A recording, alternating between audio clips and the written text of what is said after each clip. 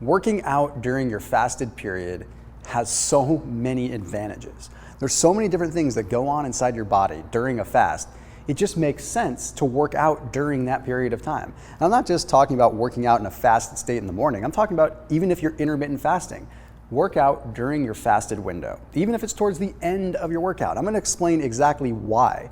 And this is going to help you get a stronger comprehension of what you're really after with your intermittent fasting protocol or just your fasted workouts in general. Hey, but first, we have new videos just about every single day nowadays. So I want to make sure you don't miss out and hit that red subscribe button, but then also hit that little bell icon so you can turn on notifications, know whenever I go live or post a new video. Also, I want to make sure you check out ButcherBox. If you eat meat, if you eat beef, if you eat chicken, anything like that, you have to check out ButcherBox. Literally grass-fed, grass-finished meat, high quality stuff for significantly less cost than what you pay at the grocery store. So it's a no-brainer. So meat delivered right to your doorstep, plus there's a special price for anyone that watches my videos. So that link is down below in the description, high quality stuff, and it'll all make sense even more when you watch this video. So check them out after we go through the details. All right, here we go. Number one reason why you should be working out in your fasted state is something that you all want, and that is more fat loss. Plain and simple, when you are fasted, you will burn more fat. It all has to do with what is called your intramyocellular triglyceride content. What that means is you have fat that is stored inside your muscle tissue, not just adipose tissue, but in your muscles, like actually in there, weaved in with your fibers. Okay, it helps with lubrication, it helps with energy supply, all this stuff. Now, there was a study that was published in the Journal of Physiology. Okay, it took a look at individuals and it had them work out at 75% of their VO2 max. Okay, so pretty decent workout. Divided into two groups. One was an overnight fasted group. That's it, just overnight. And the other group was fed. Okay, they ate before their workout. And what they found was that there was 3 times as much, or 3 times more, excuse me, I had a little scratch there, 3 times more intramyocellular triglyceride utilization with the fasted group. So they burned 3 times as much of the fat that is inside the muscle tissue. What does that mean?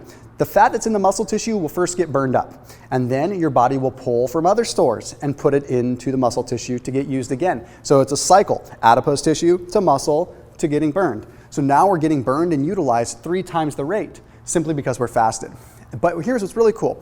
Glycogen resynthesis was 3 times more. What that means is after the workout, people, when they ate, ended up utilizing 3 times more in the way of the nutrients to restore glycogen.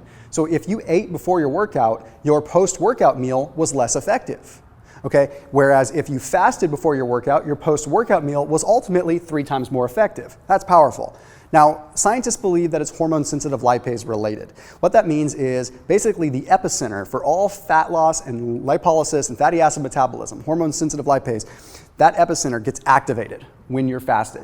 And when you're working out, it gets activated even more. So it's a double whammy effect. Okay, so the number 2 reason you're gonna wanna be working out in a fasted state during your fast is you build more muscle. Okay, it doesn't matter if you're man or woman and wanna build 100 pounds of muscle or 5 pounds of muscle, you will build more. Now, it all has to do with something known as P70S6K. Okay, so we'll talk about it, but the European Journal of Applied Physiology published a study that broke it down really well. They took a look at 2 workouts, fasted and fed once again, and they found that the fasted workout had a big increase in P70S6K phosphorylation. I'll explain what that means in a second. Basically, they found that because this genetic trigger was activated more, it made it so that the post-workout meals were much more effective. So basically, it increased this P70S6K post-workout after the post-workout meal. So they found that P70S6K helps with nutrient utilization, helps us take in the nutrients, right? So what ends up happening is if P70S6K isn't that elevated, our cells don't absorb as much of what we eat post-workout. But if P70S6K is elevated, we get more out of the protein utilization, which means we get more protein synthesis. So we're talking 2 times as much P70S6K, which leads to 2 times as much protein synthesis after a workout. That's huge. So the fasting group ended up having twice as much protein synthesis. You have to be working out in a fasted state if you want your post-workout meal to really get you double the benefit. So it's almost like if you're going to eat before your workout, I may kick myself for saying this later, but you're almost better to not work out. I mean, you're not getting much. I mean, you're getting a caloric burn and you're setting the pace for yourself. So maybe that's not true, but the reality is you get a heck of a lot more. So it almost makes a fed workout seem useless. Number 3, you get to take advantage of less fat cell sensitivity. What does that mean? Well, there was a study that was published in BMC Genomics a while ago that found that you're less likely to store fat in the morning. So what that means is that in the morning, your muscle cells are very insulin sensitive, meaning your muscle cells will absorb all kinds of cool things, proteins, carbs, what you want, right?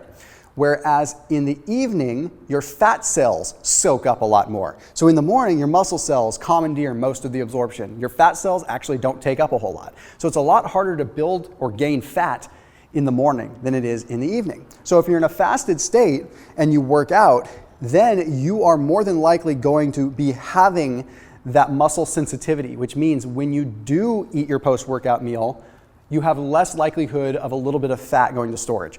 Let me make some more sense of this.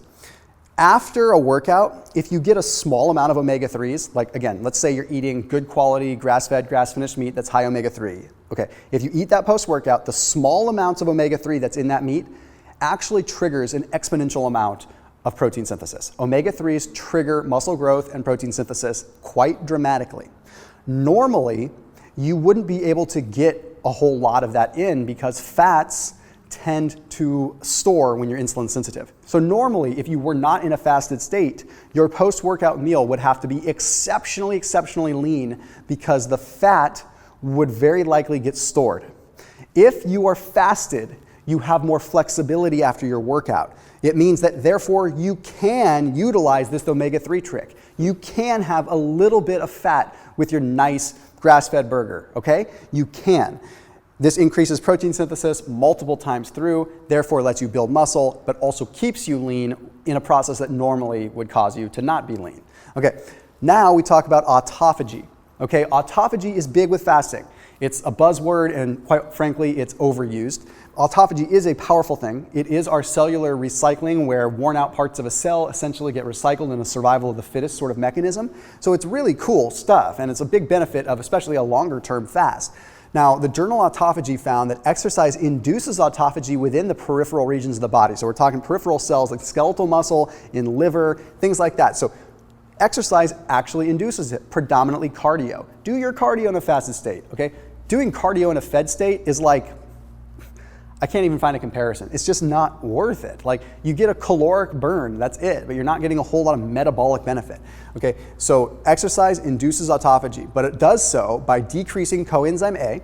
Coenzyme A ends up making it so that you metabolize nutrients. When you're fasting, you don't want nutrient metabolism. You want your cells to be forced to go into autophagy. So if decreases in coenzyme A get you there, then great, your body's gonna recycle cells versus trying to find nutrients. Also have a decrease in mammalian target of rapamycin. That is the anabolic hormone. Okay, that turns us into storage mode. That decrease in mTOR turns on autophagy. mTOR is the opposite of autophagy. So if we decrease mTOR, we increase autophagy.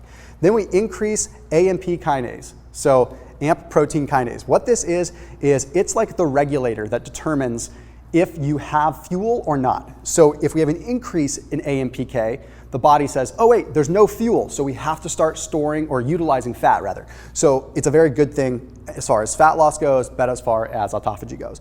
And lastly, if you're trying to get a mental benefit from your workout long term, not just for the day, then you need to be doing a more intense workout in a highly fasted state. It is like, trust me, you won't ever turn back. Like the cognitive ability that you gain from it is so cool.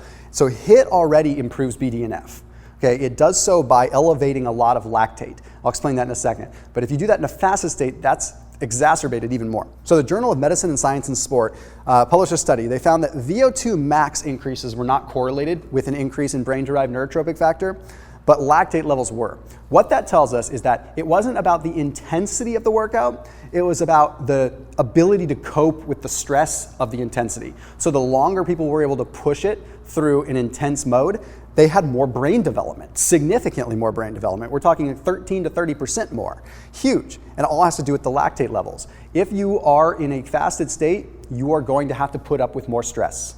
It is all about adaptation, ladies and gentlemen. If you deal with the stress, your body gets stronger, plain and simple. So the ability to deal with the stress will end up giving you more brain-derived neurotrophic factor, which leads to neuroplasticity, new neural connections, new pathways, making you sharper, smarter, calmer, cooler, collected, but more autophagy, less fat sensitivity, more muscle building, and once again, more fat loss. So as always, thank you for watching, and make sure you're keeping it locked in here on my channel. Don't forget to hit that subscribe button. See you guys soon.